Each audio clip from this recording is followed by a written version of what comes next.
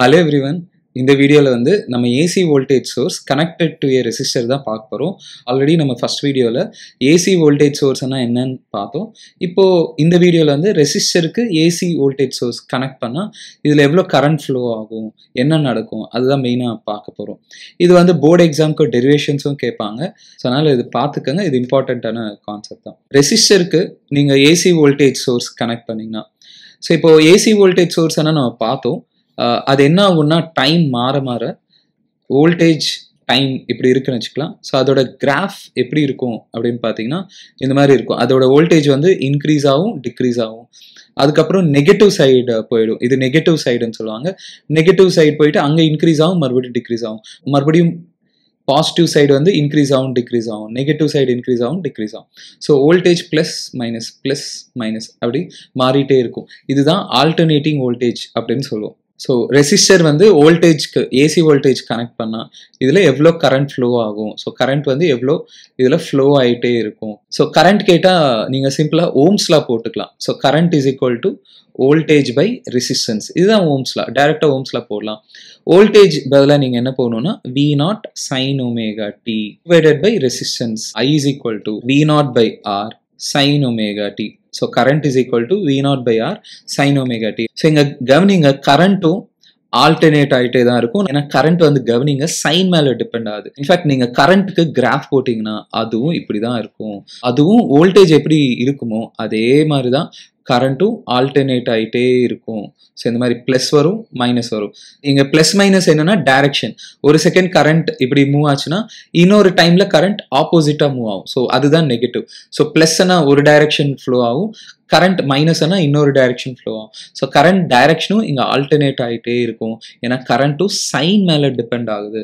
So current வந்து மாறிட்டே இருக்கும். ஸோ இப்போ என்ன கேட்பாங்கன்னா கரண்ட் மாறிட்டே இருக்கும்ல, கரண்டோட பீக் வேல்யூ என்ன? ஸோ இதை வச்சு peak value of current, sometimes amplitude of current அப்படின்னு சொல்லுவாங்க. பீக் வேல்யூ என்னன்னா அகைன் டாப் மோஸ்ட் வேல்யூ இருக்குல்ல கரண்ட்ல, இதுதான் பீக் வேல்யூ அப்படின்னு சொல்லுவாங்க. இதுதான் I0 அப்படின்னு சொல்லுவாங்க. அதே மாதிரி வோல்டேஜ்லயும் நம்ம பார்த்துருப்போம். ஸோ இதுதான் பீக் வோல்டேஜ், V0 தான் பீக் வோல்டேஜ்னு சொல்லுவோம். Top most value of voltage தான் பீக் வோல்டேஜ்னு சொல்லுவோம். அதே மாதிரி டாப் மோஸ்ட் கரண்டோட வேல்யூ தான் பீக் வேல்யூ ஆஃப் கரண்ட். அது வந்து I0ல காமிப்பாங்க. So peak value of current I0 is equal to என்ன? இப்போ கரண்ட் வந்து இப்படி டிபெண்ட் ஆகுதுன்னு நம்ம கண்டுபிடிச்சிருக்கோம்ல, சிம்பிளா ஓம்ஸ்ல போட்டு கண்டுபிடிச்சிருக்கோம். பீக் கரண்ட் இதுல இருந்தே கண்டுபிடிக்கலாம். இது பீக்கா இருக்கணும்னா, ஸோ இது அதிகமாக இருக்கணும்னா இது எது மேலே டிபெண்ட் ஆகுதோ பாருங்க, சைன் மேலே டிபெண்ட் ஆகுது. So maximum value of sine omega t 1 இருக்கும்.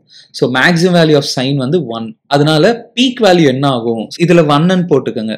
இது 1 ஆச்சுன்னா இது வந்து பீக் வேல்யூன்னு சொல்லுவோம். அப்போ என்ன வரும் அப்படின்னு பாத்தீங்கன்னா சிம்பிளா peak voltage by resistance. So இது ஈஸியா நீங்க ஞாபகம் வச்சுக்கலாம். பீக் கரண்ட் கேட்டாங்கன்னா சிம்பிளா பீக் வோல்டேஜ் பை ரெசிஸ்டன்ஸ். இதுதான் ஓம்ஸ்லா. ஓம்ஸ்லானா current is equal to voltage by resistance. So peak current கேட்டாலும் பீக் வோல்டேஜ் பை ரெசிஸ்டன்ஸ் அப்படின்னு வருது. இதுல இருந்து நம்ம கண்டுபிடிக்கிறோம். இந்த கரண்ட் ஈக்குவேஷன், இதுல ஃப்ளோ ஆகிற கரண்ட் ஈக்குவேஷன், இது நீங்க இன்னொரு விதமாகவும் எழுதிக்கலாம்.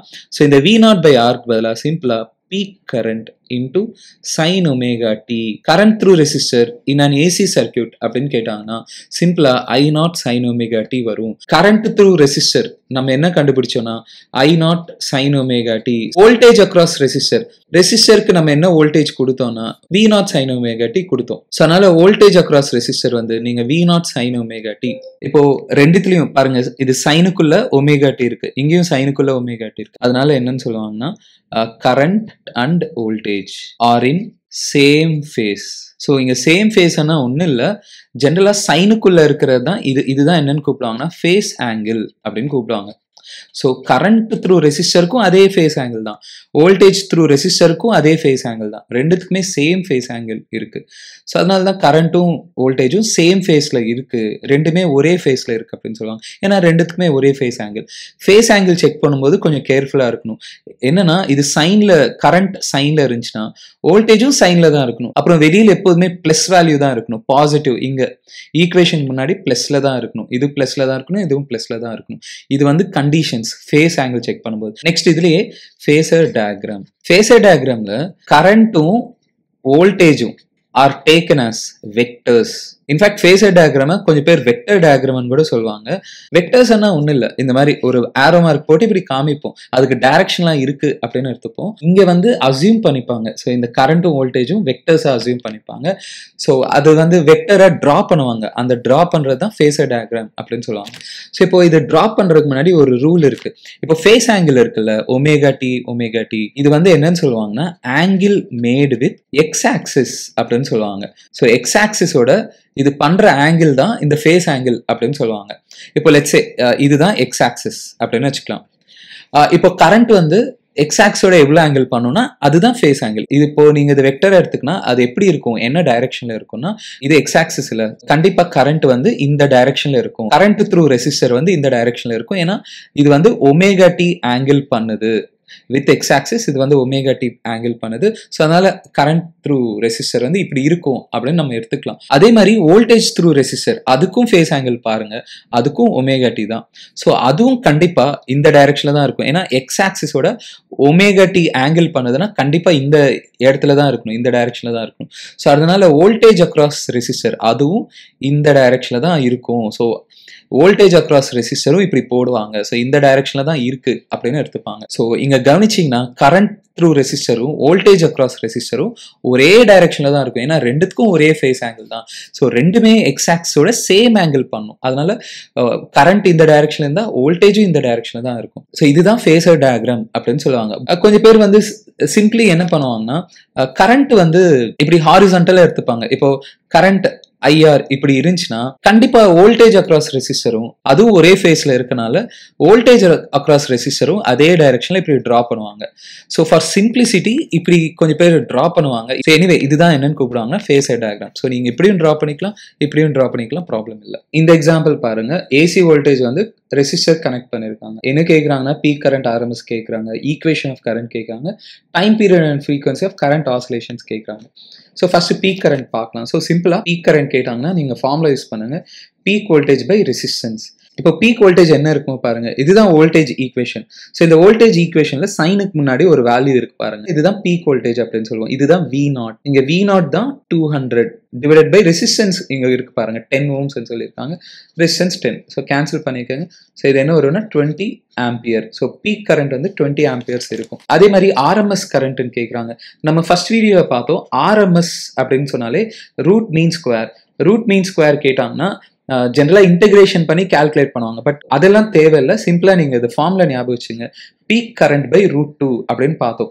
ஆர்எம்எஸ் வோல்டேஜ் கேட்டாங்கன்னா பீக் வோல்டேஜ் பை √2ன்னு பார்த்தோம். அதே மாதிரி ஆர்எம்எஸ் கரண்ட் கேட்டாங்கன்னா பீக் கரண்ட் பை √2 அப்படின்னு போடலாம். ஸோ இங்க பீக் கரண்ட் பாருங்க என்னன்னு பாத்தீங்கன்னா 20 டிவைடட் பை √2. இதை நீங்க இன்னும் சிம்பிளிஃபை பண்ணணும்னு நினைச்சீங்கன்னா 20 10 into 2 அப்படின்னு எழுதிக்கோங்க, 10 into 2 by √2. ஸோ இந்த 2 √2 கேன்சல் பண்ணலாம். ஸோ இங்க என்ன வரும்னா √2 அப்படின்னு வரும். So 10 √2 ampere. So RMS current வந்து 10 √2 ஆம்பியர்ஸ் அப்படின்னு வரும். நெக்ஸ்ட் ரெண்டாவது கொஸ்டின்ல ஈக்குவேஷன் ஆஃப் கரண்ட் கேட்கலாங்க. ஸோ இது ரெசிஸ்டர் சர்க்யூட்னால ஈக்குவேஷன் ஆஃப் கரண்ட் இது நீங்க ஞாபகம் வச்சுக்கணும். வோல்டேஜ் என்ன இருக்குமோ அதே மாதிரி தான் கரண்ட் ஈக்குவேஷனும் வரும், சிமிலரா இருக்கும்.